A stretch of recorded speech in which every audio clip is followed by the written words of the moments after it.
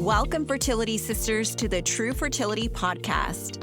I'm your host, Lea Nicole Trujillo, a wife, mom, and therapist turned fertility coach after a challenging 7-year journey to conceive. Join me for stories from those who've walked this path, tips for your fertility and IVF journey, and some fertility-related girl talk. So let's sprinkle some of that baby dust because it's time for True Fertility. Just relax. Stop stressing. While those things can be really annoying to hear and can be really dismissive to the fact that you may have a legit medical issue in getting pregnant, there actually is a connection between your emotional state and your fertility. If you want to know more about this and exactly how your mind affects fertility and all the research on supporting this episode is for you. Now, before we get started with today's episode, I wanted to offer my listeners an opportunity to snag my free class, Triple Your IVF Success with Less Stress. Inside this free masterclass, you'll receive 2 simple tools that you can start on today that have been proven to triple your success rates when trying to conceive. These tools not only help you boost your fertility, but also help you feel better now. So if you're looking to get your baby in your arms faster, reduce the number of IVF rounds, and ultimately save money, time, and energy, this is the tool for you. Go to www.leanicolecoaching.com, that's LEANICOLE, coaching.com to grab this free class while it's available.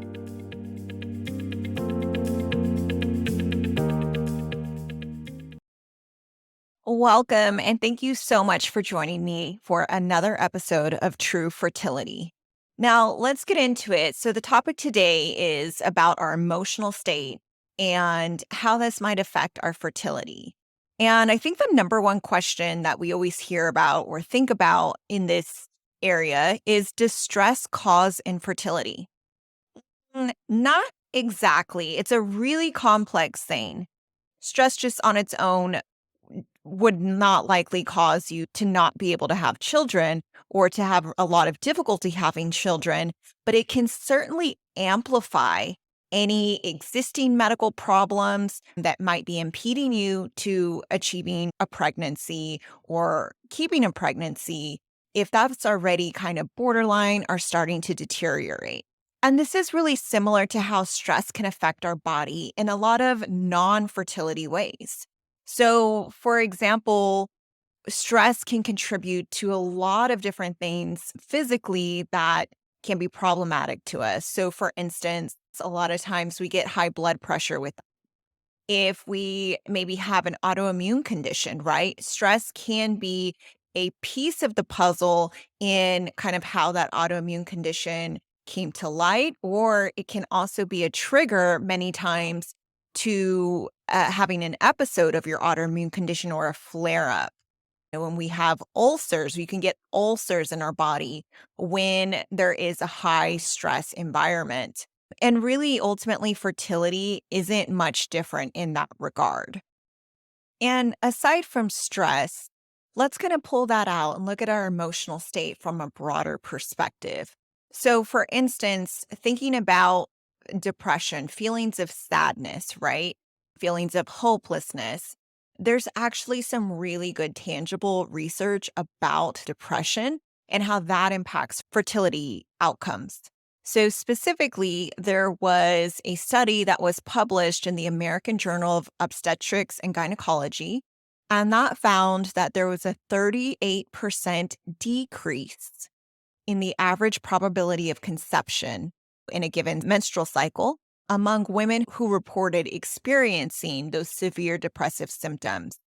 So that's more confirmation that, again, there is this intricate system going on that we're kind of really just starting to fully acknowledge, I think, as a Western society. We often tend to disassociate the fact that our mind is actually a part of our body. And what's going on up here in your mind does actually affect the way that your body is processing things. It affects your cells, it affects your hormones, and that is what we're really going to get into today. Sometimes we think that we can just experience all of this mental turmoil. And as long as we're maybe eating healthier or, checking off these boxes that are supposed to help our fertility on other fronts, like doing IVF or taking supplements or doing X, Y, and Z. Your mental state is another huge component of this. And I think it's easy for us to kind of forget about that. And we just get into this again state of thinking that we can just keep pushing ourselves and that it's okay if we're not feeling our best mentally and emotionally, and that that's not going to matter in the outcomes of our fertility treatment. So we tend to kind of put our own self needs to the bottom of the list, thinking that again, if we do all these other things, that that's really going to move the needle for us.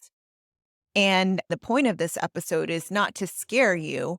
I don't want to add any more stress to your plate. It's really just to educate you on the fact that your emotional state is not just important for your day to day life, but aside from that, just having that knowledge, your mental state and your mind do work hand in hand with your body, and it's important to just know that.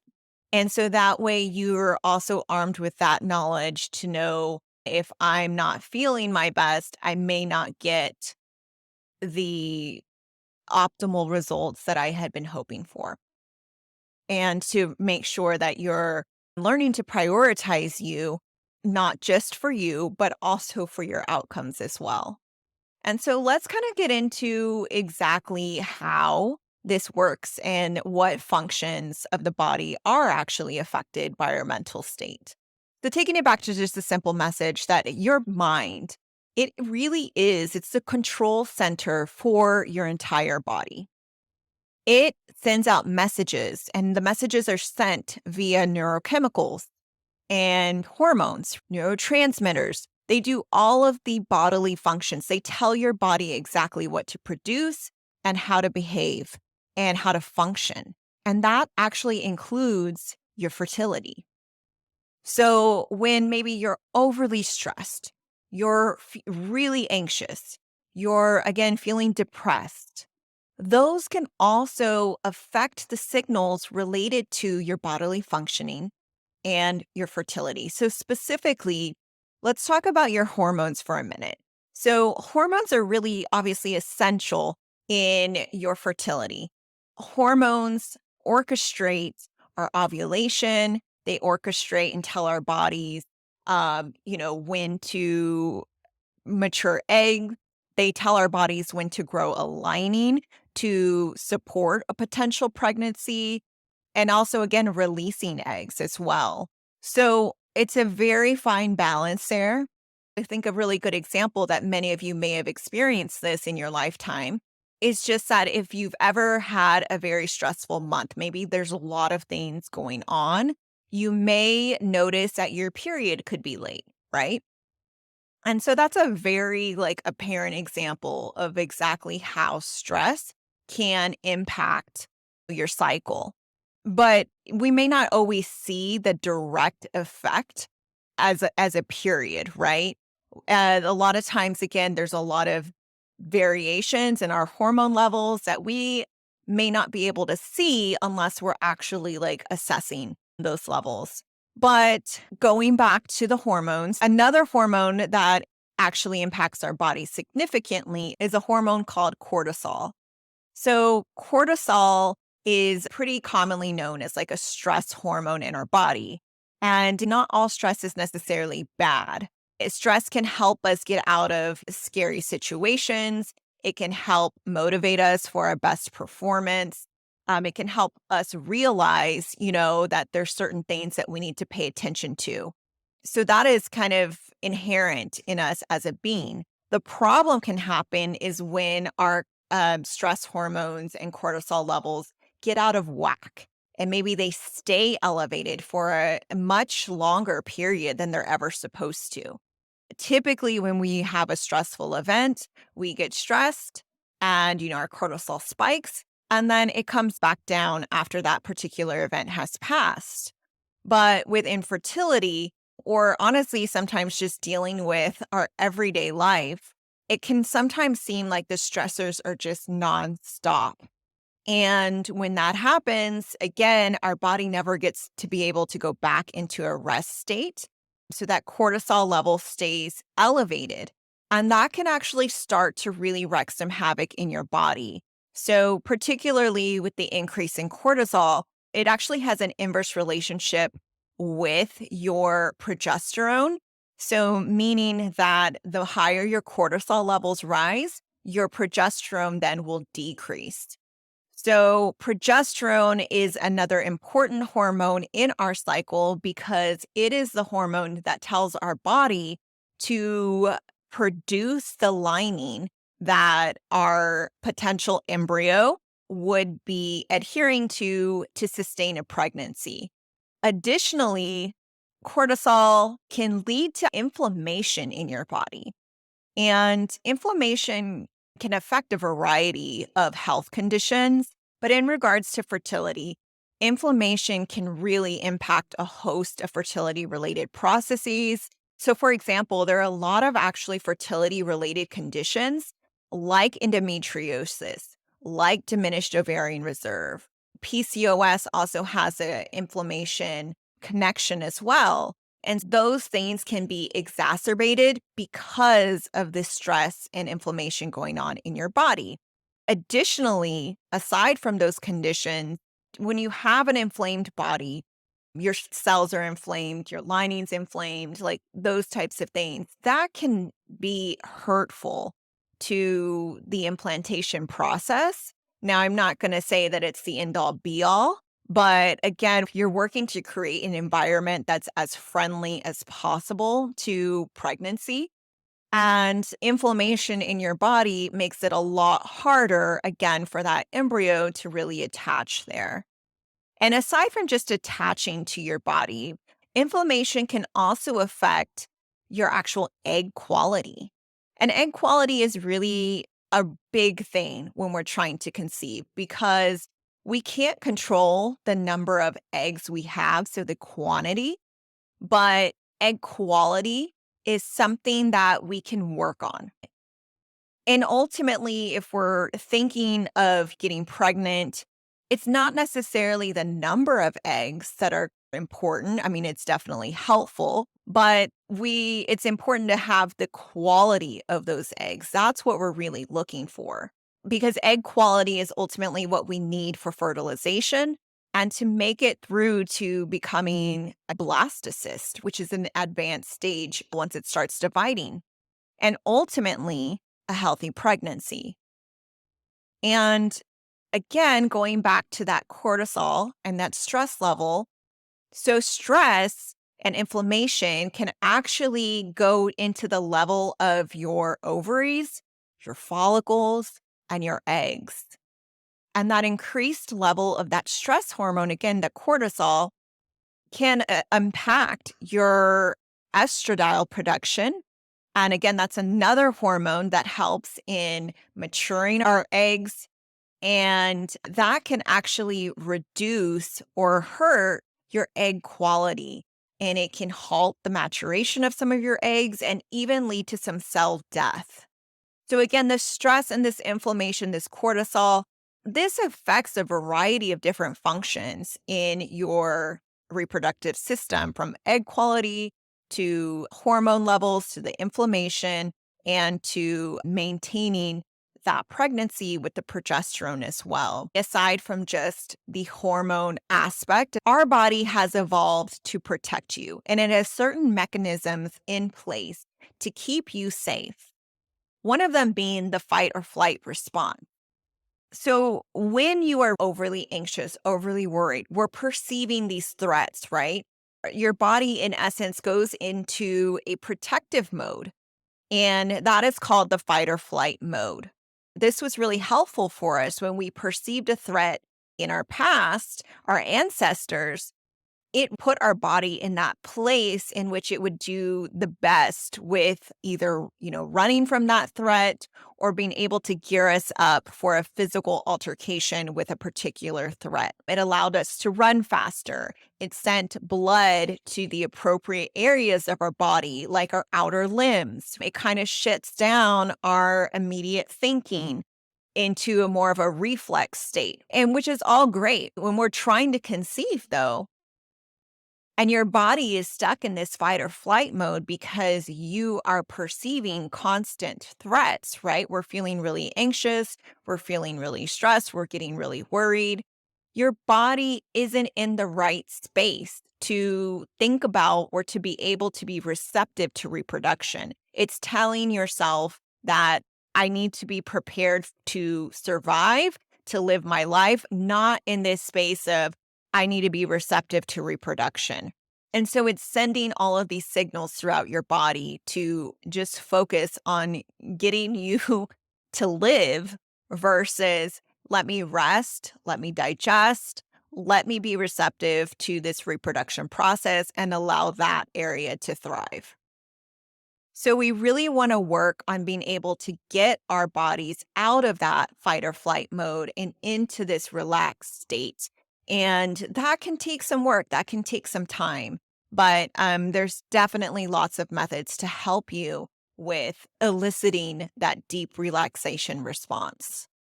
An additional way that it can affect you is with your sleep. So many of my clients, and myself included, have a lot of difficulty going to sleep at night because maybe we're overly worried about kind of what's going to happen next on our fertility journey. We're thinking if we've done enough, we're worried if a particular cycle doesn't go the way that we want, what's going to happen, what are the next steps. And that's a pretty common response when we're feeling really overwhelmed, when we're feeling really anxious, and that can impact the quality of our sleep. And quality of sleep is really a precursor to a lot of those hormones that help regulate our cycle. So, for instance, lack of sleep can affect the estradiol, the progesterone, your luteinizing hormone, your follicle stimulating hormone, and even your thyroid. And that all affects fertility. And as we talked about inflammation before, a lack of sleep also increases your inflammation. So the hormone dysfunction and the lack of sleep is a side effect to having those anxious feelings and thoughts that are keeping us up at night. Another way that your mindset can affect your fertility journey is through the follow through of healthy habits or protocols. So, hear me out on this one. When we are feeling depressed, if that depression has really gotten to us, we're starting to feel like hopeless. We're starting to have thoughts like, what's the point? We maybe, are starting to feel really don't want to get out of bed, kind of just doing the bare minimum every day. That can start to impact your choices that you make. If you're feeling and you're in that state, that can lead you to skip out on maybe some things that are helpful for your fertility, like exercise or eating healthy. If you're in a depressed state, you're much more unlikely to engage in those types of behaviors. It's just a lot harder when you have that mental block there. There's a reason that there's always this joke that when you're feeling depressed, you just sit at home with a tub of ice cream. I mean, there's some truth to that.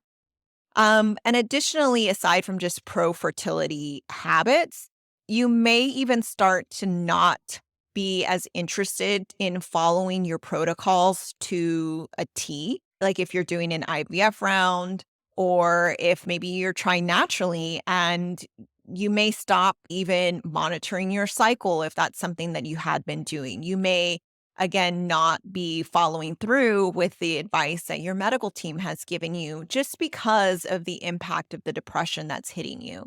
So that's also related, not as direct effect, but it's still an effect of how our mental state can impact our fertility outcomes. And additionally, when we have a lot of emotional turmoil going on, we don't think as clearly as we normally would. So when there's too much, there's a lot of overwhelm, there's a lot of stress. The way that our brain often responds is that our frontal cortex starts to shut down. When that happens, our reasoning goes out the door. So our ability to maybe problem solve at our highest level, our ability to make the best decisions for us, our ability to think as logically as we could is significantly reduced. And we are often making really big decisions about next steps in an IVF process, deciding what's best for us. And we want to make decisions from a place of calm, not chaos, because we want the best decisions. And yes, doctors are helpful and they often guide us through this process. But again, ultimately, these decisions are your decisions. And you want to make those decisions from a place of clarity. Last but not least, I wanted to shine some light on this other fact. When women are doing assistive reproductive technology, the number one reason why women stop treatment prematurely in otherwise good candidates is the emotional toll. That's really huge, right? So these women essentially are good candidates. Their doctor feels strongly that they would, in fact, be able to have children with the assistive reproductive technology. But the women, because it was just too much on them emotionally, they decided to stop the treatment. They didn't have that resilience to keep going. It was just too much on them. And I get that. It is a lot. But it also saddens me because they could have possibly had the children and the family that they had wanted, but they couldn't keep going because it was just too much on them emotionally. And so now that we've talked about how our mindset can affect our fertility both directly and indirectly, is there any proof that working on your mindset can actually improve not only our mood, but also your fertility? Well, the short answer is yes, and there's lots of it. So let me go through a few of the studies. And I actually, if you want to have the actual study information, I have all of that on my website. If you just go to leanicolecoaching.com and then go to my IVF success program, I list out all of the studies there because I think it's important for not just for me to tell you information, but for you to look at it yourself.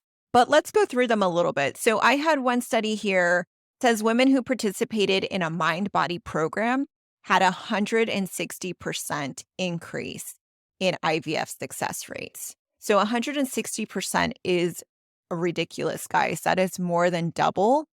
That is huge. Additionally, there was a Boston study that looked at how a online self-paced program for mind-body support impacted anxiety and depression and pregnancy rates.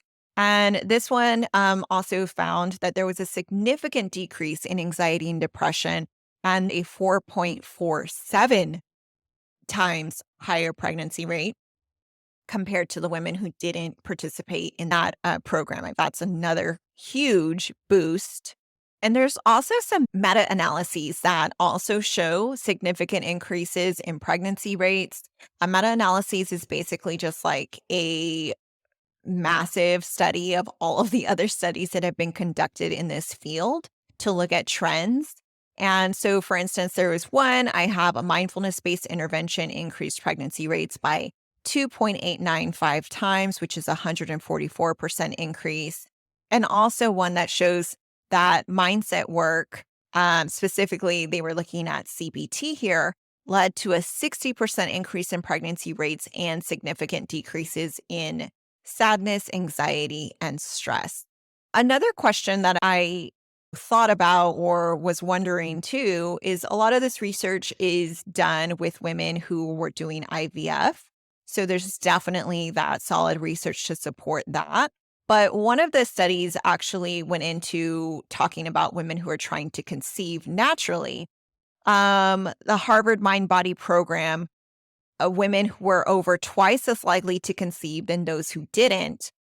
And 76% of those that did get pregnant did so naturally, despite their age or number of years trying to conceive. So there's research to support not only IVF impact, but also trying naturally mindset can also significantly help with that. And going back to specifically the type of mindset work, because that sounds like a pretty broad topic. I definitely am a proponent that, yes, it's great to, just have somebody to talk to. And I think that's a component to reduce the isolation and to help with healing some of that reproductive trauma. But when we're looking at the specific studies, they are talking about mind body programs and also CBT, which is cognitive behavioral therapy. And because there's so much research to support these specific interventions in impacting pregnancy rates and in reducing feelings of stress, anxiety, and depression that often come along with a fertility journey, those are the two really important methods that I incorporate into my coaching programs because the research is there. I think it's critical that, we use research to our advantage. And so looking for supports that have those in them, or if you're working with a therapist, those are the type of tools that would be most helpful for you in this area, aside from any other ones that you may want to add into the mix. But those are important, right, to actually have and utilize because that's what the research is showing us. Now, if you have questions on exactly what is mind body work and what is cognitive behavioral therapy aspects, I actually give a much deeper dive into exactly what those are and give you examples for how to use both of those into your daily life in the free masterclass that I offer. It's called the Triple Your IVF Success with Less Stress Masterclass. And it is available for free to you guys. All you need to do is go to leanicolecoaching.com/spill, and you'll be able to access that class. It's also on the main website. And I also share with you guys on every podcast in this first season about that free resource that I give out to people in case you're interested in learning about it more and how to apply it. If you have any questions, feel free to reach out to me on that. So, with all of that in mind, I think it's really clear to you guys that mindset work is really important.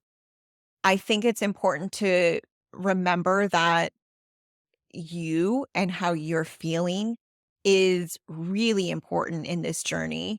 That alone is totally worth getting support to help you feel more at peace, to get back some feelings of happiness if you feel like that's missing from your life right now.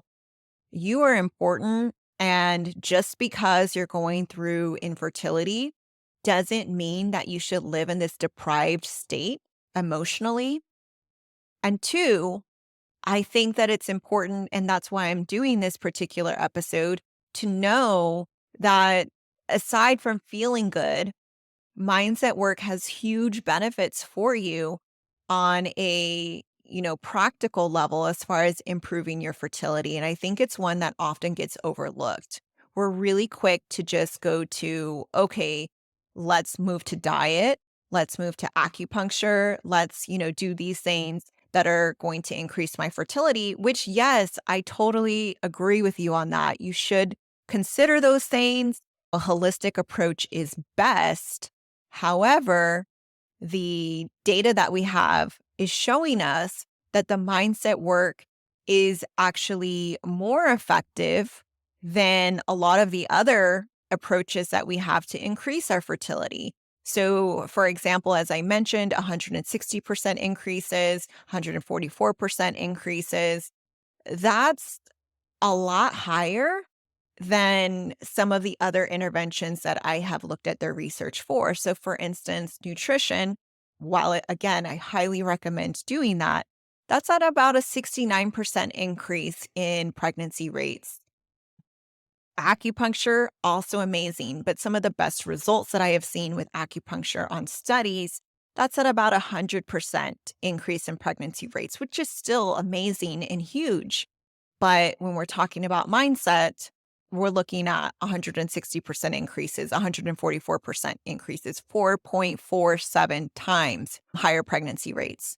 So again, the benefits are all there physically and emotionally. So I hope you guys just consider that this could be another component to your fertility journey. And again, if you have any questions, please let me know. This was something that I wish I would have had more knowledge on when I was struggling to conceive. And so I hope you find this helpful. And again, this is my area of specialty. So if you would like to talk with me about how maybe I can support you in this area, I'd love to do that. You can reach out to me anytime. With that, till next time, guys. Thank you for allowing me to share these stories, information, and tips with you, or really just allowing me to connect with you on a subject that's so dear and important to your life. I really hope that somewhere out there I was able to reach one of you and to let you know that, again, you're not alone on this journey. Please make sure to subscribe to the podcast and do me a solid and share this with your friends or anyone that you think might benefit from hearing this. Also, I'd love it if you could leave a rating or review from wherever you're listening. If you have any questions or you want to share anything about what you heard today with us, please leave a comment on YouTube or Spotify. And for a deeper dive on today's episode, bonus content, and to connect with others in this space, I invite you to join True Fertility Tribe Facebook group. And last but not least, let's be friends on Instagram, where I post almost daily. You can find me at True Fertility. Wishing you all baby dust. Till next time. Bye.